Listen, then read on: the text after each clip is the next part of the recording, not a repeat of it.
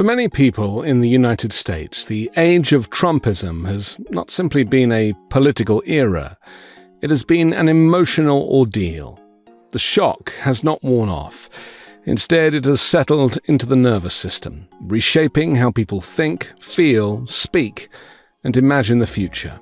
What once felt unthinkable, the erosion of democratic norms, the mainstreaming of far-right nationalism, the weakening of institutional guardrails meant to protect people from abuses of power, now confronts us as a daily reality.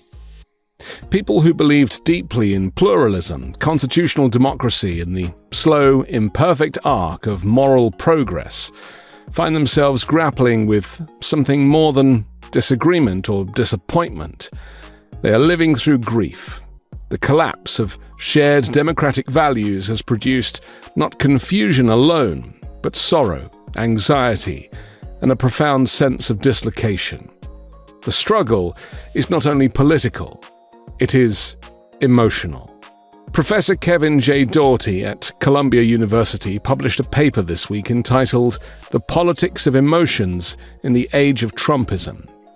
In it, he describes how one of the most pervasive emotions of this moment is loss.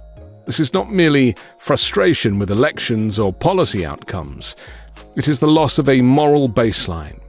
Many people grew up believing that while American democracy was deeply flawed, it rested on shared commitments, respect for elections, limits on executive power, accountability for leaders, and a basic concern for human dignity.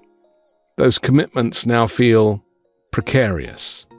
People mourn the loss of shared reality, the sense that facts matter, that cruelty should shock, and that violence and corruption are disqualifying rather than excusable. They mourn the disappearance of restraint from public life and the normalization of behavior once regarded as beyond the pale.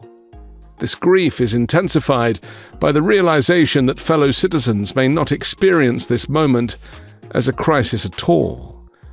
This sadness is not about a lost hierarchy or fading dominance.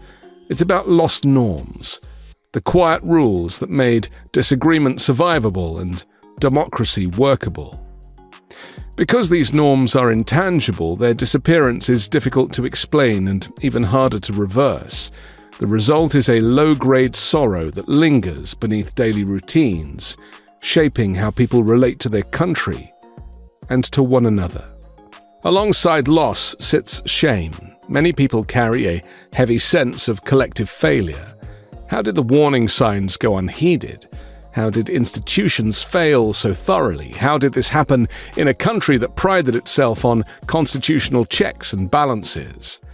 This shame often turns inward. Teachers, journalists, lawyers, students, parents, people who were taught to trust civic institutions and democratic norms wrestle with the fear that their confidence was misplaced.